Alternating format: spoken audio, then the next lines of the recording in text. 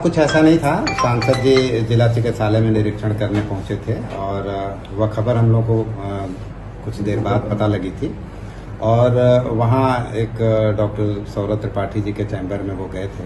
लेकिन वहां कुछ मीडिया पर्सनल ऐसे थे जिनसे पहले भी उनका कभी विवाद रहा होगा और उनको देखते हुए ही वो शायद कुछ और उत्तेजना में आ गए होंगे। तो जो भी प्रश्न वहाँ पूछे गए और जो बातें सांसद जी से हो रही थी उसमें बीच बीच में लोग उकसाने वाली बातें करते थे और वो एक उत्तेजना पैदा करने वाली चीज़ें थी और इसलिए शायद जो भी वो जवाब दे रहे हों वो सांसद जी को ऐसा लगता हो कि वो उनकी अवहेलना हो रही है, लेकिन ऐसा मकसद उनका कुछ भी नहीं था।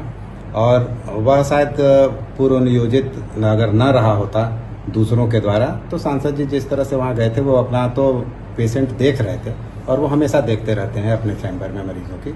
सबसे ज़्यादा वहाँ मरीजों की संख्या उनके यहाँ रहती है। लेकिन उस दिन इस स्थिति हुई कि ज़्यादा लोगों के जाने से वो चीज़ें खराब हुई और उसमें कुछ उन्हें भी ठेस पहुंचा और उसमें सांसद जी भी कुछ उत्तेजित हुए होंगे।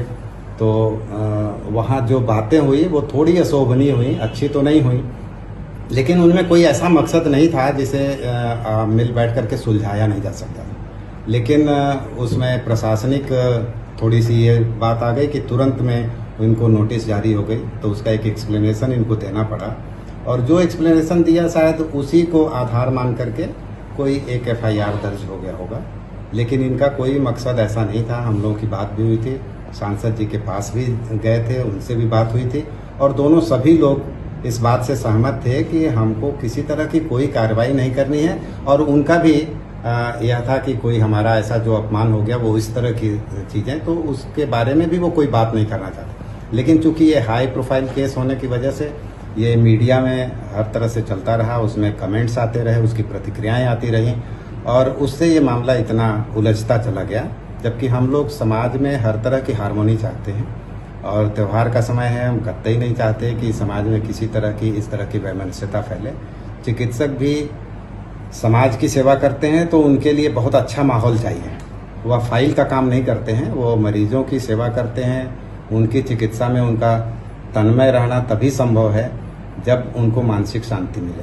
तो किसी तरह की इस तरह का व्यवहार हम लोग चाहते नहीं हैं और हम सब तरह से मामला सुलझा हुआ था, लेकिन शायद अलग अलग सूचनाएं प्रसारित होने की वजह से अभी भी मामला खिंचता जा रहा था। सौरभ त्रिपाठी खुद उन्होंने कहा है कि वो कोई एफआईआर नहीं करना चाहते, कोई क्रिमिनल केस वो नहीं चाहते। वो चूंकि आहत थे और दूसरी बात यह भी थी कि जो सीएमएस की तरफ से उन्हें नोटिस मिला तो उसका उन्हें जवाब देना था। तो इस जल्दबाजी में जो नोटिस उनको जारी हो गई उसका उन्होंने जवाब दिया था और शायद उसी को आधार बना करके एफआईआर दर्ज हुआ, नहीं तो सांसद जी के खिलाफ उनका कोई ऐसी मंशा नहीं है।